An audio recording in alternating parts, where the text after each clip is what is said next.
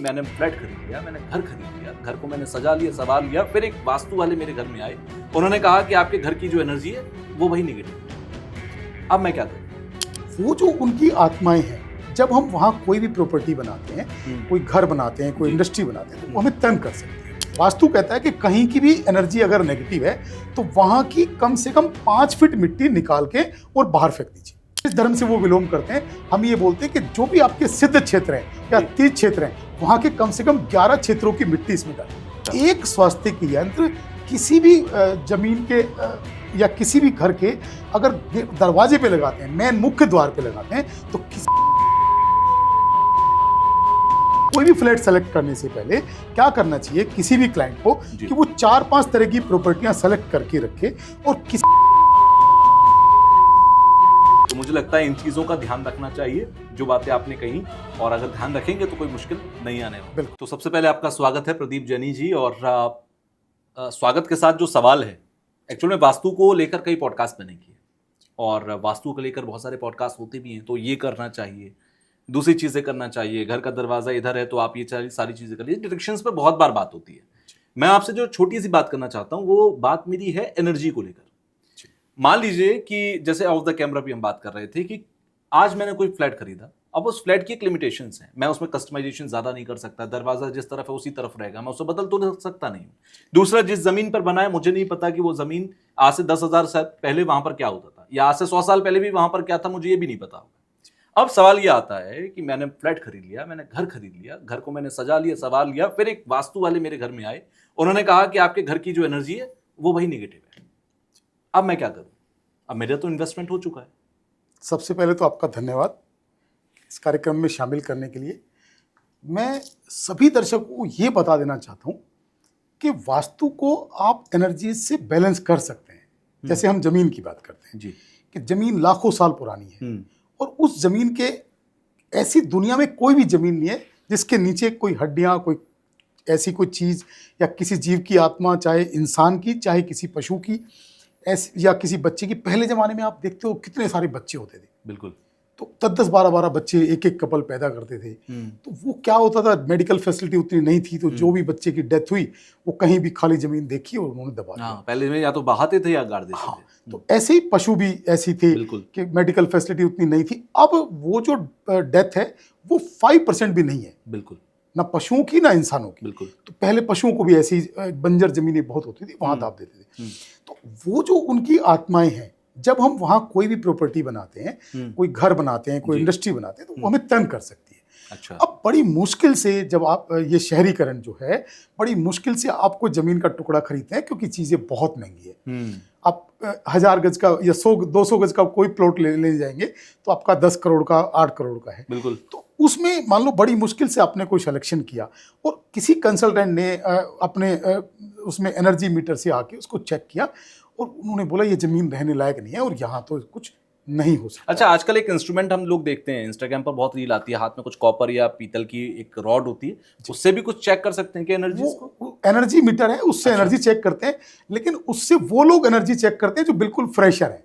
हम तो 18 साल से काम कर रहे हैं, तो हम तो जब जमीन के अंदर पैर रखते हैं, जमीन के ऊपर पैर रखते हैं, तो वाइब्रेशन से ही हमें समझ आ जाता है कि जमीन की एनर्जी क्या है।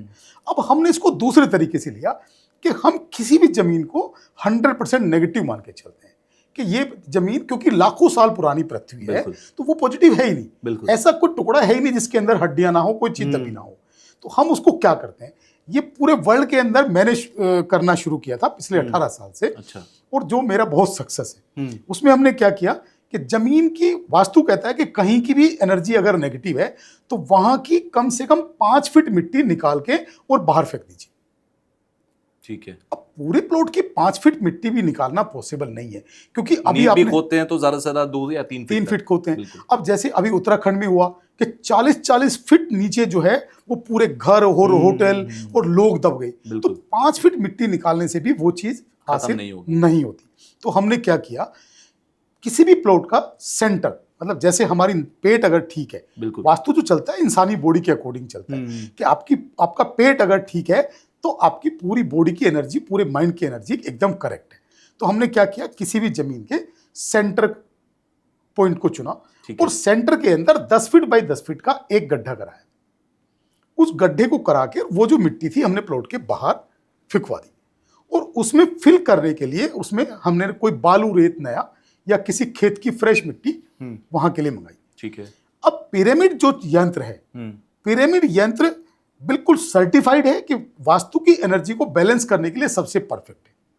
तो हम लोग क्या करते हैं, 81/81 की 5 लेयर पिरामिड की उसके अंदर लगाते हैं। एक लेयर पिरामिड की लगाते हैं, उसमें प्रॉपर वहां के स्थान देवता का, जो व्यक्ति वहां प्रॉपर्टी बना रहा है उनके कुल देवता का, और आपके उस जगह के जो वास्तु देवता हैं, तो तीनों देवता, स्थान देवता, कुल देवता और वास्तु देवता का, तीनों का भोग देते हैं। ठीक है। वस्त्र देते हैं, उनका भोजन देते हैं, जो मिठाइयां हैं वो देते हैं, फल देते हैं, और उसमें कम से कम मिनिमम 9 चांदी के सिक्के डलवाते हैं, एक सोने का सिक्का डलवाते हैं। तो सोना चांदी क्यों डलवाते हैं? क्योंकि गोल्ड और सिल्वर, सोना और चांदी सबसे पवित्र शुद्ध धातु है, तो वो किसी भी जगह की एनर्जी को, नेगेटिव एनर्जी को पॉजिटिव में कन्वर्ट करने में सक्षम है। ठीक है। और ये जो कार्य है हम जो जमीन के मालिक हैं उनके हाथों से, उनके परिवार के हाथों से ये सारे कार्य कराते हैं, प्रॉपर मंत्रोच्चारण से, प्रॉपर एक ऐसा होता है जैसे एक प्रॉपर एक पूजा पाठ चल रहा है, तो पूरे परिवार उसमें शामिल होते हैं। उनके हाथ से क्यों करवाते हैं? क्योंकि पिरामिड आपके डीएनए से कनेक्ट हो जाता है। ठीक है। जब आप पिरामिड की पूजा करते हैं तो पिरामिड आपके डीएनए से, जब आप अपने हाथ से करते हैं तो पिरामिड आपके डीएनए से कनेक्ट हो जाता है। तो एक लेयर में हम प्रॉपर उसमें गोमूत्र भी डलवाते हैं, उसमें जिस धर्म के भी वो लोग हैं और वहां के जिस धर्म से वो बिलोंग करते हैं, हम ये बोलते हैं कि जो भी आपके सिद्ध क्षेत्र हैं या तीर्थ क्षेत्र हैं, वहां के कम से कम 11 क्षेत्रों की मिट्टी इसमें डालिए। मतलब क्या होता है कि जो भी पवित्र क्षेत्र है, जैसे तीर्थ क्षेत्र की मिट्टी, एक कण भी अगर उसमें डल जाता है तो पूरी पृथ्वी को ऊर्जित हो जाती है। तो ये पूरा विधि विधान से करके, और उसमें हम 3 लेयर में हम पिरामिड डालते हैं 81 के, और 2 लेयर में हम स्वास्तिक यंत्र डालते हैं। अच्छा। एक स्वास्तिक यंत्र किसी भी जमीन के या किसी भी घर के अगर दरवाजे पे लगाते हैं, मेन मुख्य द्वार पे लगाते हैं, तो किसी भी तरह की नेगेटिविटी को वो एंटर नहीं होने देता। हम उसमें क्या करते हैं, 81 की 2 लेयर लगाते हैं। अच्छा। और स्वास्तिक यंत्र को बूस्ट करने के लिए उसके नीचे एक बूस्टर प्लेट लगाते हैं। तो ये पिछले 18 साल से हम करते हुए आ रहे हैं। बहुत सारे लोग ये कहते हैं कि साउथ ईस्ट कॉर्नर का घर नहीं लेना चाहिए, साउथ ईस्ट कॉर्नर की प्रॉपर्टी में 10 साल में फैमिली खत्म हो जाती है। आपने सुना होगा बहुत कई सारे कंसल्टेंट लोग, जब से ये कंसल्टेंट इस बात को लेके डराने लग गए, आप बिलीव नहीं करेंगे, मैंने सैकड़ों ट्रीटमेंट किए साउथ ईस्ट कॉर्नर की प्रॉपर्टी। यानी कि आप ये कह रहे हैं कि अगर ये उपाय किया जाए तो आप कैसा भी फ्लैट ले लीजिए, आप कैसा भी घर ले लीजिए, आपकी चीजें सॉर्टेड हो सकती हैं। मेरा एक छोटा सा सवाल यहाँ पर ये आता है, आपने कहा कोई घर ले रहा है, नींव में आप 10 फीट का गद्दा करके ऐसा कर सकते हैं, लेकिन अगर कोई फ्लैट खरीद रहा है फिर तो कुछ भी नहीं कर सकता चेंज। फ्लैट में कुछ बेसिक 5% केसेस में ये है कि कुछ चीजों के ट्रीटमेंट हो ही नहीं सकते। जैसे नॉर्थ ईस्ट में अगर टॉयलेट होगा तो कैंसर होगा, नॉर्थ ईस्ट में अगर स्टेयर्स होंगी तो कैंसर होगा, नॉर्थ ईस्ट में अगर किचन होगी तो लेडी डिप्रेशन में जाएगी और कैंसर होगा। मतलब नॉर्थ ईस्ट में अगर दोष है तो आपके हेल्थ को कैंसर, आपके वेल्थ को कैंसर और आपके रिलेशन को कैंसर, मतलब कुछ बचेगा ही नहीं। कई लोग उसको ट्रीट कर रहे हैं। मैं जिंदगी में सबको बोलता हूं, जिन लोगों को मैं न्यूमरोलॉजी और वास्तु पढ़ा भी रहा हूं, उनको भी बोलता हूं कि नॉर्थ ईस्ट में अगर कोई भी दोष है तो उसको ट्रीट जिंदगी में कभी नहीं करना, हो भी नहीं सकता, कभी नहीं हो सकता है। तो ये इस तरह के जो केस आते हैं वो 5% आते हैं। इसमें क्या करना चाहिए, कोई भी फ्लैट सेलेक्ट करने से पहले क्या करना चाहिए किसी भी क्लाइंट को कि वो 4-5 तरह की प्रॉपर्टियां सेलेक्ट करके रखे और किसी एक कंसल्टेंट को बुलाएं और वो चारों पांचों एक साथ में विजिट करा दें। बिल्कुल। तो उसमें क्या है कि उसके लिए भी कन्वीनियंट रहेगा। मान लो आपने एक किसी कंसल्टेंट को बुलाया, एक ही प्रॉपर्टी दिखाई, वो उन्होंने रिजेक्ट कर दी, बिल्कुल, तो आपने इतनी महंगी, आपके लिए टाइम बचेगा, दूसरे आपके लिए कॉस्ट इफेक्टिव भी होगा, और तीसरा ये होगा कि आप एक ही दिन में सारी चीजें आपकी सॉर्ट हो जाएगी। एक ही दिन में सारी चीजें। तो आप आसपास की सोसाइटीज में देख के पहले खुद सेलेक्ट 4-5 प्रॉपर्टी कर लें और उसके बाद कंसल्टेंट को आप लाइन से खट दिखाते चले जाएं, उसमें से कोई ना कोई प्रॉपर्टी सेलेक्ट हो जाएगी। नहीं होगी तो यही सेगमेंट आपको दोबारा भी रखना पड़ सकता है। इस तरह से करके आप प्रॉपर्टी को बैलेंस कर सकते हैं, बहुत अच्छे से कर सकते हैं। वास्तु कोई भी डरने का विषय नहीं है, वास्तु एक सिस्टम से चलने का नाम है। जैसे जो गाड़ी का नियम 10 लाख की चलने का है, वही 2 करोड़ की गाड़ी का चलने का भी नियम है। आप कभी भी रॉन्ग साइड नहीं चल सकते। आप लाल बत्ती क्रॉस नियम नहीं सबके कर लिए सकते। बराबर है। तो जो नियम सबके एक गाड़ी के लिए है वही नियम दूसरी गाड़ी के लिए भी है। तो वास्तु तो एक नियम है, नियम से चलने का नाम है। तो वास्तु के नियमों को फॉलो करके आप बहुत अच्छा कर तो सकते। आप ये कह रहे हैं कि जो लोग डराते हैं या जो लोग डरते हैं वास्तु को लेकर, वो डरे नहीं, उसके भी इलाज है। हर एक चीज, आपने कहा 5% ऐसी चीजें हैं जिनका इलाज नहीं है, लेकिन 95% चीजों का इलाज है।